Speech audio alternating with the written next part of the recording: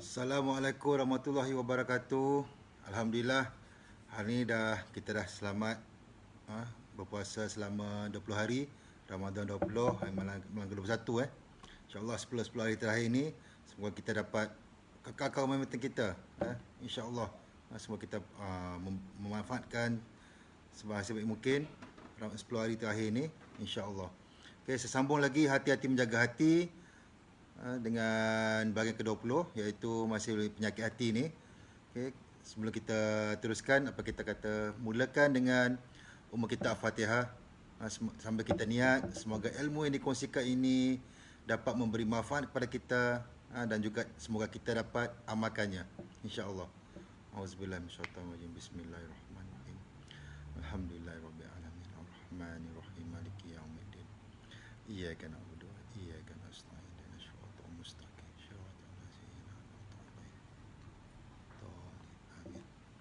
Bismillahirrahmanirrahim. Alhamdulillah. Allahumma salli ala sayyidina Muhammad wa ala ali sayyidina Muhammad. InsyaAllah saya sambung lagi penyakit hati ni.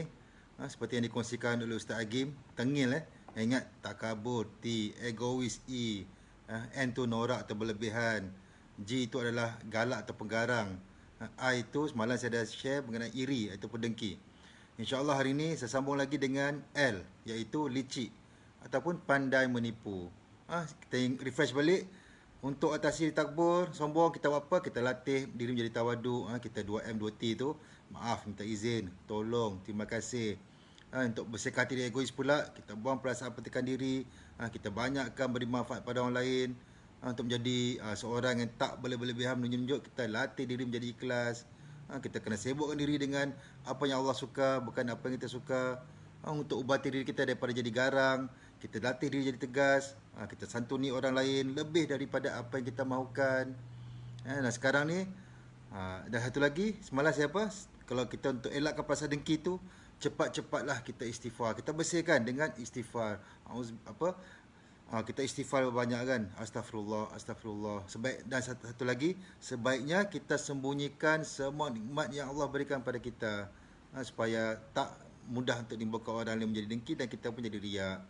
Jadi hari ini saya sambung penyakit hati yang keempat, iaitu L, tengil L, licik, iaitu pandai menipu. Licik atau menipu ni, walaupun kadang-kadang ada yang rasa ialah itu perkara kecil, tetapi percayalah, ia merupakan satu penyakit hati yang boleh menjerumuskan kita ataupun bawa kita kepada kecurangan ataupun menjadi seorang yang zalim. Sungguhnya bila kita bersikap licik ni atau kita pandai menipu ni, pastinya kita akan menjadi manusia yang dimurkai Allah Subhanahu Wa Taala. Malah hidup seorang yang suka menipu dan tidak suka bersikap jujur ni, sebenarnya dia tak merasa tenang, tak akan mendapat kepercayaan orang, dah runtuh martabatnya menjadi manusia hina. Jadi kita kena nikmatilah hidup yang jujur, kerana ia akan membuat kita disukai Allah Subhanahu Wa Taala. Bila bercakap tentang menipu atau bohong ni, dah tentu orang yang orang yang suka bersikap jujur tak kita, kita kena tengok siapa yang tak suka orang sikap jujur. Mana orang suka ditipu. Kita pun sendiri macam kita nak orang bersikap jujur pada kita, begitulah juga orang juga nak kita bersikap jujur pada mereka. Jadi kita semestinya inginkan, macam contoh bila kita dah kahwin, kita dengan siapa sajalah, tak kira dekat office ke, dekat pejabat, kawan ke, sudah tentu kita nak pasangan yang jujur, suami yang jujur, isteri yang jujur, anak yang jujur, pekerja yang jujur. Even kita kadang walaupun kita sebagai seorang pekerja, kita nak majikan kita juga jujur pada kita. Jadi kita mau berurusan dengan orang yang jujur, sahabat jujur, semualah kita nak. Kita kawan-kawan pun kalau boleh kita nak kawan-kawan jujur, tak menipu kita. Sama juga orang lain, mereka juga inginkan kita bersikap jujur dengan mereka. Jadi kita tanya balik, selalu kita refleksi diri, tanya daripada diri kita, aku ni sikap jujur tak? Adakah aku sikap jujur pada diri aku, pada kawan, pada majikan aku? Kita tengok balik, refleksi diri kita. Kalau kat kerja tu, ngula, kita kaki ngula tu, itu salah satu pada tak jujur juga tu. Kata kita buat kerja tapi kita ngula. Kadang kita buat kerja, kadang buat printing kat office kan, kadang tak jujur, kita gunakan facilities kat pejabat tu untuk kegunaan diri sendiri kan, untuk kegunaan peribadi. Kita tengok balik, So sebenarnya jujur yang terpenting adalah jujur pada diri sendiri. Agar kita tak tertipu dengan topeng yang kita miliki. Iaitu apa? Topeng-topeng yang kita miliki, harta, pangkat, gelaran, penampilan ataupun populariti itu sendiri. So itulah penting, kita kena jujur pada diri kita sendiri. Kadang kita lebih pandangkan apa yang ada pada topeng kita, padahal yang diwajibkan ke atas kita, kita tak kerjakan. Contohnya, kita solatnya tinggal, puasanya juga tinggal. Malah kita tak berusaha untuk belajar, mengaji dan mendalami ilmu agama ni. Dengan topeng ada tu, kita rasa diri kita ni hebat. Kita rasa dihormati. Kita rasa mulia. Jikalau kita tak berubah sehingga penghujung umur, Allahu Akbar. Kita akan benar-benar rugi kerana penghormatan dan kemuliaan yang kita dapat tu yang diberikan orang, belum tentu kita akan terhormat dan mulia di sisi Allah. Jadi kita jangan tertipu dengan topeng ini. Kerana jangan tertipu dengan topeng ini, kerana bukan ini yang dinilai dan dipandang Allah Subhanahu Wa Taala. Jadi kita berhati-hatilah kerana orang yang punya topeng bagus, jangan sampai dia merasakan diri ini bagus. Sehingga dia lupa, dia rasa diri bagus, dia lupa untuk jujur pada diri dia.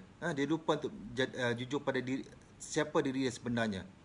Kita ingat macam pernah kongsikan semula kan, penonjolan diri. Macam dia nak rasa berlebihan dia bagus sampai dia tak jujur, dia lebih daripada kenyataan. Itulah bukan yang punya pangkat atau tenambasan yang perlu berhati-hati. Malah pasangan atau anaknya juga harus berhati-hati dengan topeng dia memiliki, pasangan atau bapaknya atau ibunya.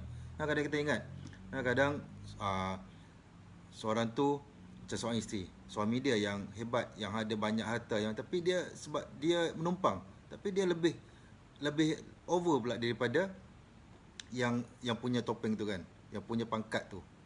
Macam anak-anak, kadang mak bapak dia yang punya semua ni, semua punya pangkat, punya harta, tapi dia juga kena berhati-hati, sebab itu bukan milik dia. So mereka ni dia akan masih hebat walaupun dia menumpang aja. Dia kena ingat jangan sampai dia lupa untuk mengerjakan apa yang Allah Subhanahu suka. Inilah pengajaran penting untuk orang-orang yang pentingkan dunia, supaya dia terlalu pentingkan dunia sampai dia tak bersikap jujur pada siapa diri dia yang sebenarnya. Kita jangan sampai anak-anak rosak kerana kita membiasakan hidup bertopeng. Dan kita juga jangan biasakan anak-anak juga bertopeng di sebalik topeng orang tuanya. So apa yang penting kita tafakur diri. Setiap kali kita melihat cermin, katakan pada diri ni, apakah destinasi akhir kita? Mau ke syurga atau sebaliknya? Kita pilih. Pilihan raya kan. Kita tengok pada diri kita, bila kita tengok cermin, apakah destinasi aku? Syurga atau sebaliknya? Adakah aku ni ahli Al-Quran ataupun ahli maksiat? Adakah lisan aku ni selalu bercakap yang baik-baik atau suka mencemooh orang? Adakah aku suka menipu atau bercakap benar? Adakah aku dihormati kerana pangkat ataupun aku ni memang tak jujur pada diri aku ni kan? Kita tengok balik. Aku kan dihormati kerana pangkat padahal orang tak tahu apa kekurangan aku. Apakah dosa-dosa aku? Apakah aib aku? Kita kena ingat Allah itu maha mengetahui. Dia Allah yang menutupi segala kekurangan kita, segala dosa-dosa kita, segala aib kita. Jadi jangan kita rasa hebat dengan topeng-topeng kita ni. Kalau diperkatakan satu persatu, Allahu Akbar, boleh bawa kita kepada pengisafan betapa topeng kita ni, topeng kita bangga kita selama ni, tidak akan bawa kita ke mana-mana pun. Hakikatnya kita sendiri yang tak akan berasa tenang. Kalau kita sudah boleh bersikap jujur pada diri sendiri, biasanya kalau kita jujur pada diri sendiri kan, kita akan lebih mudah untuk bersikap jujur pada perkara-perkara lain. Samalah macam ni kita nak sayang pada orang, kalau kita tak sayang pada diri kita sendiri. Begitu juga sama kes ni. Macam mana kita nak bersikap jujur pada orang, kalau dengan diri sendiri kita tak bersikap jujur. Kita tengoklah balik benda ni. Kita jangan takut kita dihina bila kita mahu bersikap jujur, kerana ia adalah lebih baik daripada dipuji oleh kerana tidak bersikap jujur. Sesungguhnya tidak jujur itu tidak akan bahagia. Kita tengok benda ni. Tak kira lah orang nak hina kita ke apa sebab kita jujur. Kalau kita orang puji, kalau kita tak sikap jujur pun no point kan. Orang tak tahu. Orang nampak yang baik-baik je, tapi sebenarnya kita tak bersikap jujur kan. Kadang kalau macam contohlah kita menang sesuatu, tapi dengan cara menipu. Memang orang puji, orang tak tahu apa sebaliknya. Tapi adakah kita akan rasa seronok, kita akan rasa bahagia, akan tenang? At the end kita akan terfikir tau, aku tak jujur untuk dapat benda ni. Memang orang puji, tapi adakah kita akan rasa bahagia, tenang benda tu? Kita tengok balik benda tu. Kalau teringat satu cerita, ingat tak macam mana cerita pasal gembala kambing? Daripada kecil kita dah dengar cerita ni, gembala kambing dengan serigala kan, dengan apa? Dengan orang kampung.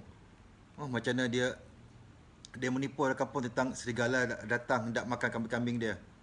Walaupun tu cerita kanak-kanak kan, tapi pengajarannya sangat berguna. Kalau kita suka menipu, lama-lama orang dah tak percaya lagi. Ingat tak cerita tu kan? Dia duduk tipu orang kampung kali pertama, orang kampung datang, ingat betul. Ada serigala datang makan kambing dia. Hari kedua dia buat lagi, dia macam seronok, dia menipu. Sampai betul-betul kejadian serigala datang untuk nak makan kambing dia. Dia panggil orang kampung, orang dah tak percaya kat dia dah. Sebab orang kata, dia ni menipu lah. Itulah akibat dia. So pengajaran kita, jangan sekali kita menipu. Sampai one day, satu hari, orang dah tak percaya pada kita, kita rasakanlah.